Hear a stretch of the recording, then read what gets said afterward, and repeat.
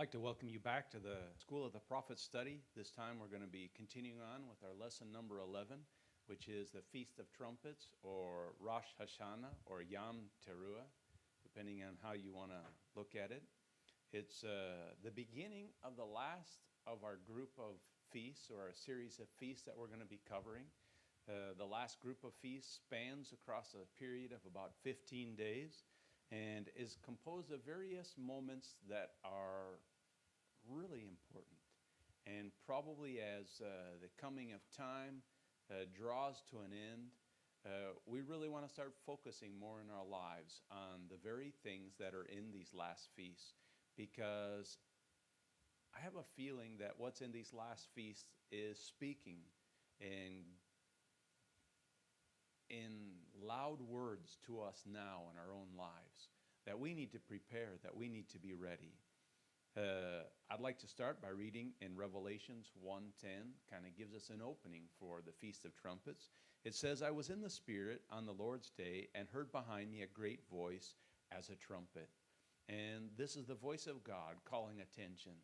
And that's what we need more than anything today as we're living in the world that we live in, a world that's crumbling morally, financially, physically, in so many ways. We need to hear that voice. We need to hear that shout behind us that calls us attention, that wakes us up, and that causes us to have a second look at our lives. In the book of Joel, chapter 2, verse 1, it says, "Blow ye the trumpet of Zion, and sound an alarm in my holy mountain. Let all the inhabitants of the land tremble, for the day of the Lord cometh. It is nigh at hand." Here we can see that the actual trumpet blowing was before the day of the Lord came. When it refers here to the day of the Lord, it's talking about a judgment period, a moment of finale, when God's people are going to have a major moment in time that they really need to pay attention to. And so the trumpet is warning. It's warning us of that day. Wake up, pay attention. Have another look at your life. Make sure you're ready for this moment, because you won't get a second chance.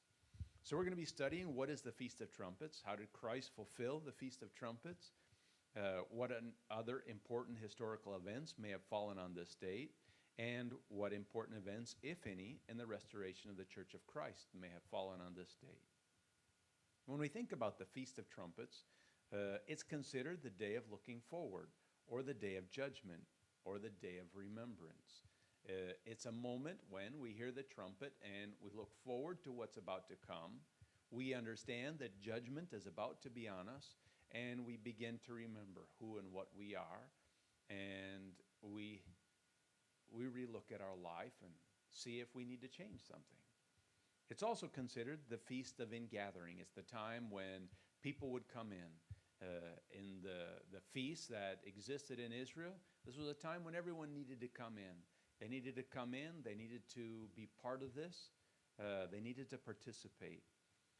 There's also 4 different names that this period of time is called beyond the Rosh Hashanah, or Feast of Trumpets. One is Yom Teruah, or the day of resurrection of the righteous.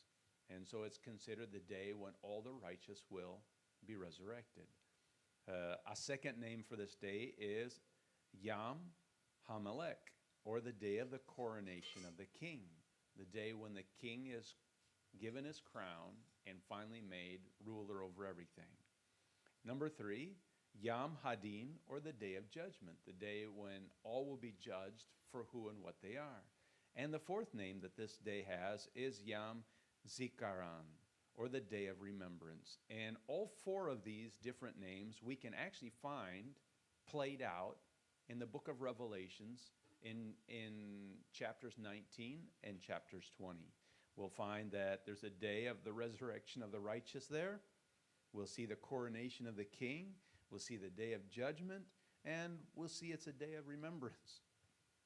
And so we can see all of those things played out in those 2 chapters in Revelations. Like I said, this is a 2-week spread, or 15 days, starting with the Feast of Trumpets, or Rosh Hashanah, continuing after those 2 days, because the Feast of Trumpets is actually a 48-hour spread. There's 7 days that are considered the days of awe or days of affliction, the last moment to prepare. After that, there's one day which is called the Day of Atonement, Yom Kippur. It's the National Day of Repentance. It's the day when basically the books are all sealed. What you are is what you are. If you haven't prepared and haven't gotten ready, it's too late. And then at the end of this 15-day spread is the Feast of Booths, Sukkot, or as it's more commonly known, the Feast of Tabernacles, when everyone comes together to have joy and celebration because God has recognized them and given them another year in which they can serve Him. In the book of Rosh Hashanah, there is a belief, and this belief is in the month of Tishrei, the world was created. And in Tishrei, they, the righteous, will be redeemed in the time to come. And in the Hebrew way of thinking, Tishrei is the beginning.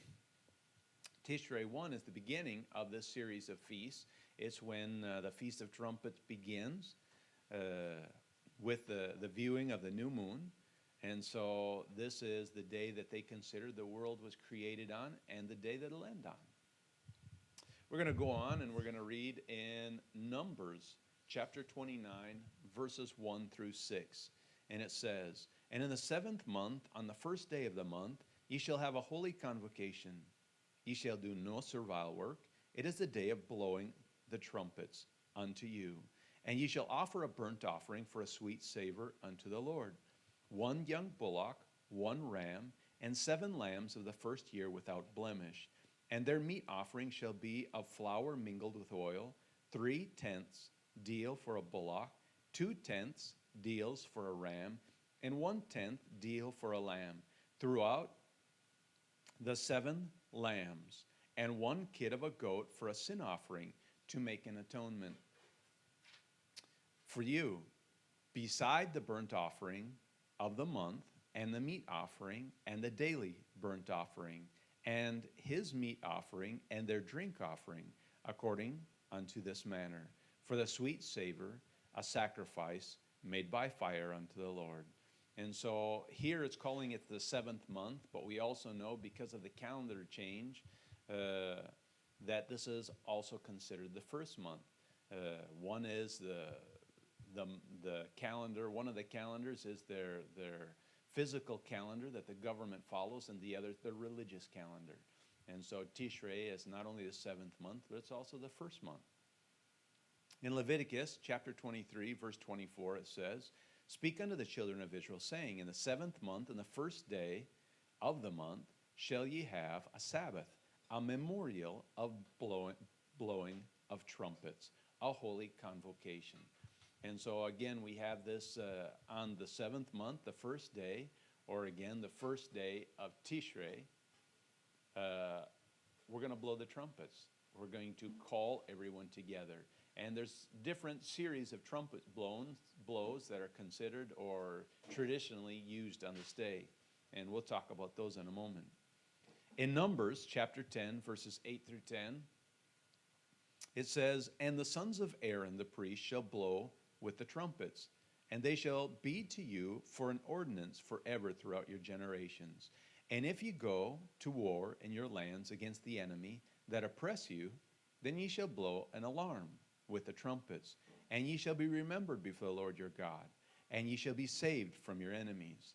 Also in the day of your gladness, and in the day of your solemn days, and in the beginning of your months, ye shall blow with the trumpets over your burnt offerings, and over the sacrifices of your peace offerings, that they may be to you for a memorial before your God. I am the Lord your God." And of course, the last part of this verse is the key. This is for a memorial. It's not a memorial like we would think of a memorial, like a statue set out there just as a remembrance. It's a memorial in that we need to remember we are people with a finite amount of time. Our lives are short, and we need to always be prepared. And so you have these moments of blowing the trumpet. As it says also in this passage, an alarm. just like an alarm wakes us up in the morning so that we can go about our daily activities, this is an alarm that hopefully is waking us up continuously in our lives, that we are preparing to go about our duties in serving God. The trumpets. The traditions that normally are followed on this date, the Jewish customs, there's many points in these feasts that we will see in the Jewish wedding when we study the parable of the 10 virgins. The 15 days of the Jewish wedding seems to be symbolic in some way of the 15 days between Rosh Hashanah and Sukkot. The Feast of Trumpet always takes place on the new moon, and it's the only feast to fall on a new moon.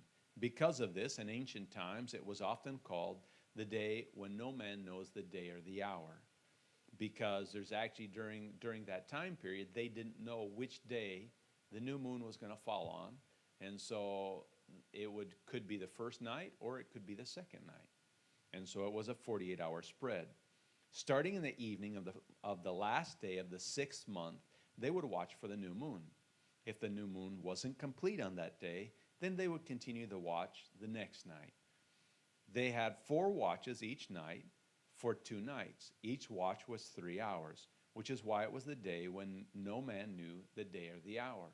And so they had these watches, and they would go out and send someone out, and this person, their job was to watch and see if the new moon was complete. If the new moon was complete, they were to come in and tell the priest. The trumpet would be blown, and it would be the beginning of this spread of 15 days. It would be the first of Tishrei. We have in Luke 12:38 a reference to these watches when it says, "And if he shall come in the 2nd watch or come in the 3rd watch and find them so, blessed are those servants." And so we can see here in the traditions, this is the day of judgment. This is the day when the Lord returns. And here's the watches that it's talking about. And if the Lord comes in the 1st watch or the 2nd watch or the 3rd watch or the 4th watch, and he finds them ready, blessed are those servants. And that's what God's trying to get across to us in this feast, that we need to constantly be ready. This isn't something that, we can live all of our life and hope on our deathbed to prepare at that last moment. You can't do it. You need to all the time be checking your life. You need to be all the time looking over what you're doing, what you're thinking, what you're living, what is important to you, and constantly changing and refocusing and putting yourself back on squarely the path that leads to salvation. The Feast of Trumpets begins with the blowing of the ram's horn, or the shofar. There are 4 different horn blasts that take place. The first is called tekish. This is a sustained 3-second blast. The people understood this blast to mean to be stuck or stop or pause. And so when the people heard this first blast, they stopped what they were doing. They paused in whatever they were saying, and they paid attention. They wanted to find out what came next. And this was the first in a series of horn blasts that was a way of communication. The people understood. Okay, the second blast, the second horn blast, is called shivarim. It was 3 waiting blasts. These blasts were understood to mean to be broken. And so when they heard these blasts, they understood they were to reflect on their own life. To be broken means that you, just as it says in the scripture when it talks about baptism, talks about having a broken heart and a contrite spirit. You reflect on your life. You be sad for the wrong you've done. You repent of your errors, to be broken.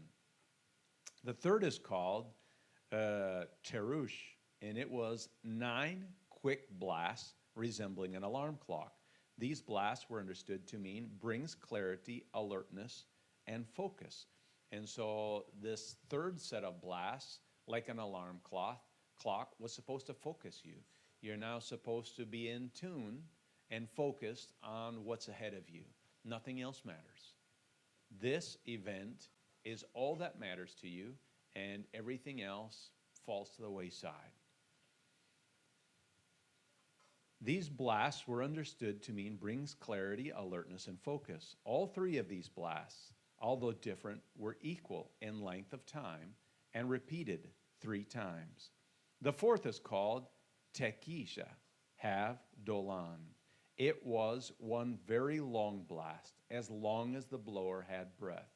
And so he would blow on the shofar absolutely as long as his lungs allowed him to. One long blast. This blast was understood to mean to call to come forth or to arise. And so this was the call that everyone responded to. They dropped what they were doing and they came into the temple. It was time, and nothing else matters. This was the long blast that told them to come in, to come together. During the days of awe, right after these 48 days, these 48 hours that were the Feast of Trumpets, of course, we have 1 week of the days of awe. And during these days of awe, the high priest, generally speaking, would enter into a secluded chamber, and he would stay there concealed for 7 days while he rehearsed the laws and procedures for the Day of Atonement.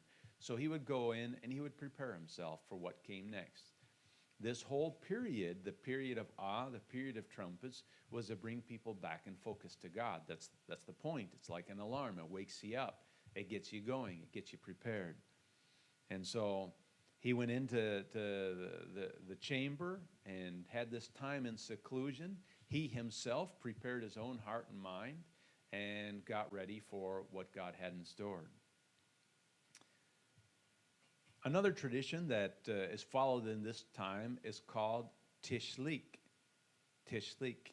And it's based off of Malachi chapter 7, verse 18 and verse 20 through verse 20, which states, "You will cast," which is Tishlik, "your sins into the depth of the sea." And so generally speaking, people would go to a moving body of water, not a pond or a lake or anything like that, but actually a moving body of water. And they would begin to empty their pockets. They would turn their pockets inside out, and they would symbolically cast their sins off or into the sea. And they would cast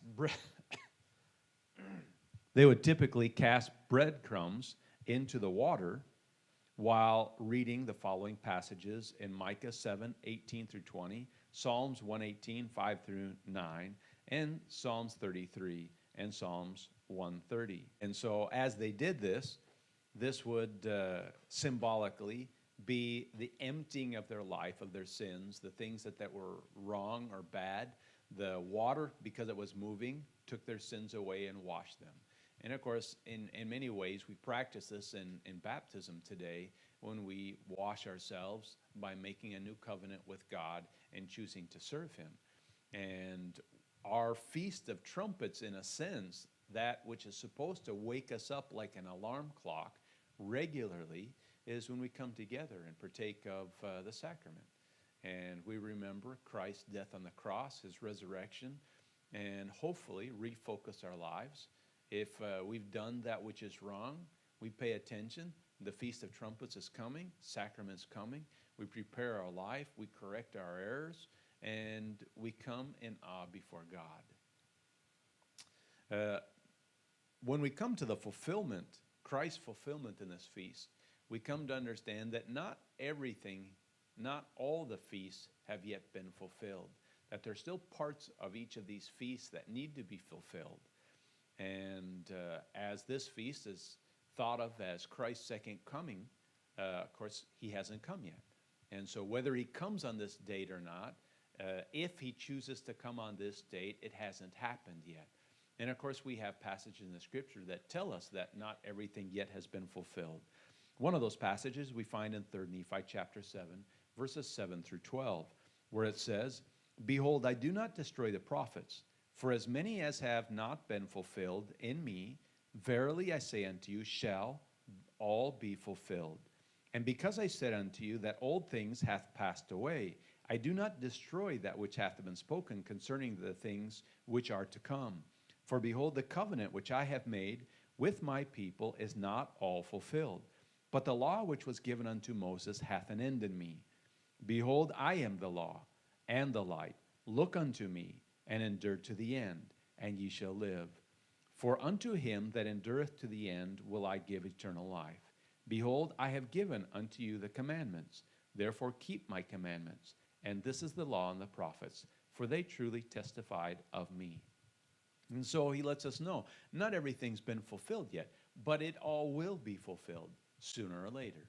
And all of it is fulfilled in him. Just like he says, he is the law. And so as we study the law of Moses and look at the law of Moses, what we're really looking at is Christ himself. And we need to remember that. When people want to go back and start living all over again the law of Moses, they're missing entirely what Christ has came and given us. He said, I am the light. I am the law. Look at him. And so our focus needs to come back to him. He's everything. Each one of these feasts are all about him. And they focus on him in one way or another. And we have to remember that. In Hebrews chapter 2, verses 8 through 10, thou hast put all things in subjugation under his feet. For in that he put all in subjugation under him, he left nothing that is not put under him. But now we see not yet all things put under him. But we see Jesus, who was made a little lower than the angels for the suffering of death, crowned with glory and honor, that he by grace of God should taste death for every man. For it became him, for whom all are all things, and by whom are all things, in beginning many sons, in bringing many sons unto glory, to make the captain of their salvation perfect through suffering.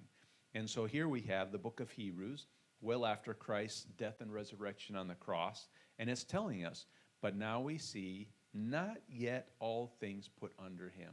Not everything's finished. If it was all finished, he would have already returned. There wouldn't be anything more to wait for. But there were still things that had to be done. There were still things to be put into subjugation under him. And so being as time goes on, being as people are still living, dying, and new people are being born, we still need warnings in our life. We still need the call of the trumpets.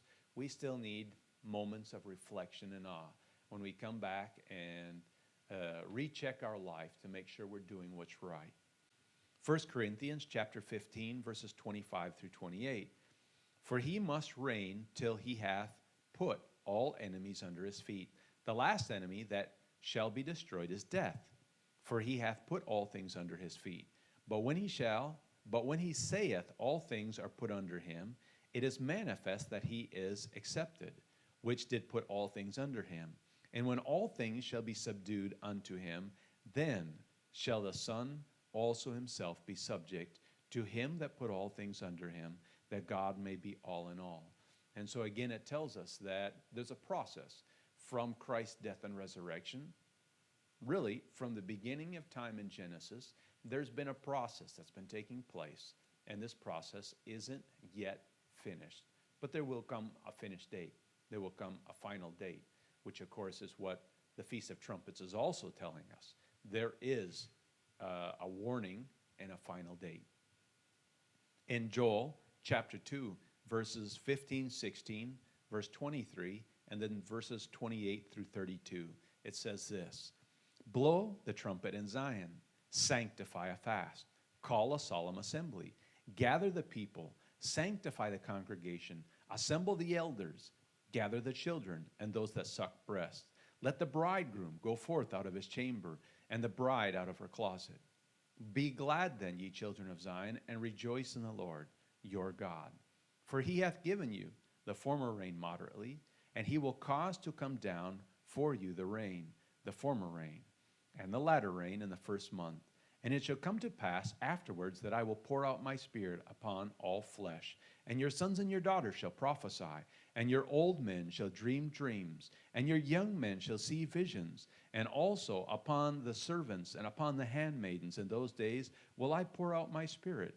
And I will shew wonders in the heavens and in the earth, blood and fire and pillars of smoke. The sun shall be turned to darkness, the moon into blood, before the great and terrible day of the Lord.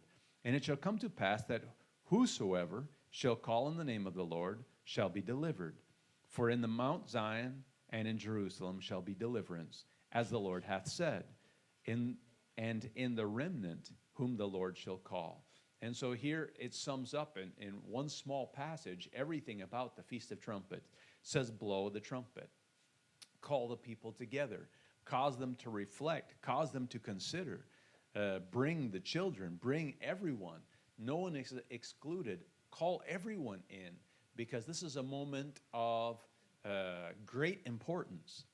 And God comes and he blesses his people. And he pours out his Spirit, and they see visions and they have dreams. And as God says in the very end of this passage, all those who shall call upon the name of the Lord shall be delivered. And that's what God's given us the option for. When we come and remember him and remember our duties before him and we keep our lives right before him, we're in this path. We're in this path to be blessed and ultimately to be redeemed.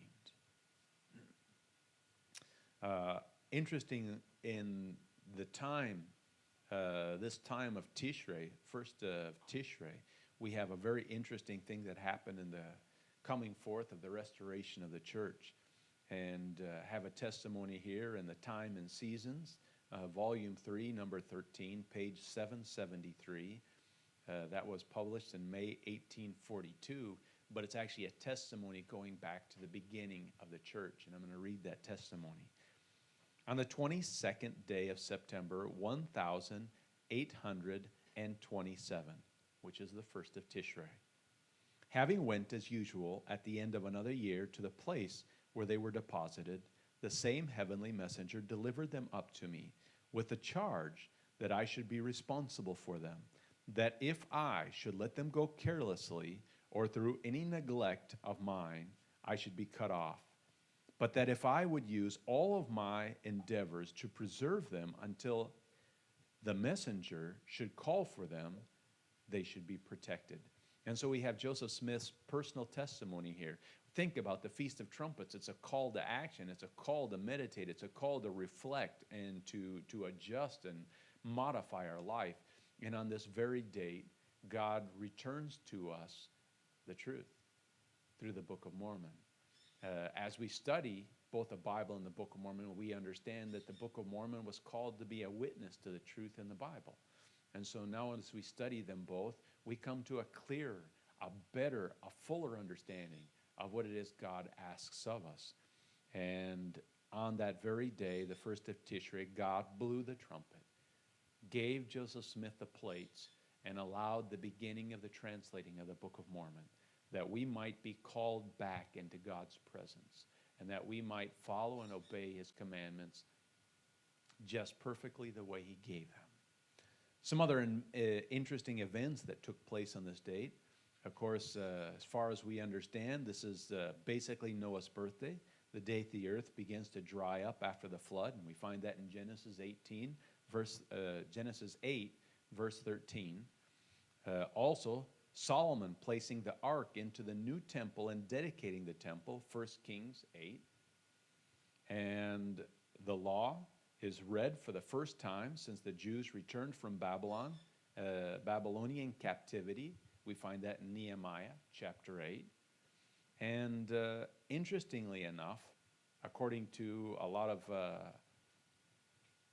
the deep thinkers in the Jews, the first sentence in the Bible is one with which we're all familiar. In the beginning, God created the heavens and the earth. In Hebrew, it is written a little bit differently. And the scribes, the sages of Hebrew, tell us that it's possible to rearrange the letters of the first word of this sentence just a little bit from in the beginning, and it reads on the first of Tishrei, just by changing a couple letters. They're reorganizing them. And so if we were to do that, if we were to use this reading, it then becomes the following. On the first of Tishrei, God created the heavens and the earth. Therefore, the first of Tishrei is thought by many of those scholars to be the birth date of the world. And again, also the end of the world. Makes me think of Christ's own statement when he said, I am the Alpha and the Omega, the beginning and the end. There is a beginning and there is an end, and we can look forward to that. Thinking about this date, as it also was a date when they believed that the righteous would be resurrected. We can go to Isaiah chapter 26, verses 19 through 21. It says, "Thy dead men shall live. Together with my dead body shall they arise. Awake and sing, ye that dwell in the dust. For the dew is the dew of the herbs, and the earth shall cast out the dead. Come, my people, enter thou into thy chambers, and shut thy doors about thee. Hide thyself, as it were, for a little moment, until the indignation is overpast. For behold, the Lord cometh out of his place to punish the inhabitants of the earth for their iniquity. The earth also shall disclose her blood, and shall no more cover her slain." And so you have a promise here by God, really given to us with the trumpet blast when he says, "Awake." That is that trumpet blast that's supposed to wake us up. It's supposed to arouse us into thinking about life. And he brings his people together. He says, "Enter into thy chambers." He's bringing the people in. Not only the living people, but he says, "Thy dead shall live." And so all those who have died in righteousness are resurrected. And it says, "The Lord cometh out of his place." He's returning. He's coming back. We can see all of these events happening, just like the belief that the Jews have for the Feast of Trumpets. They believe all of these events happen on this date. And here we have all these events together. Also in Zephaniah chapter 2, verses 1 through 3, it says, "Gather yourselves together, yea, gather together, O nations not desired. Before the decree bring forth, before the day passes the shaft, before the fierce anger of the Lord come upon you, before the day of the Lord's anger come upon you. Seek ye the Lord, all ye meek of the earth, which have wrought his judgment. Seek righteousness, seek meekness. It may be ye shall be hid in the day of the Lord's anger."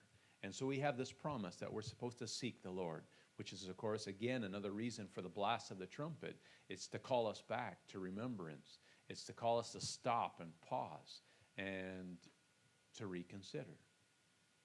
After having read all that and looked at all those scripture verses, I'd just like to share a small dream that was had by a small little brother in the church. This dream was had by Aiden Moser, and his mother wrote it down.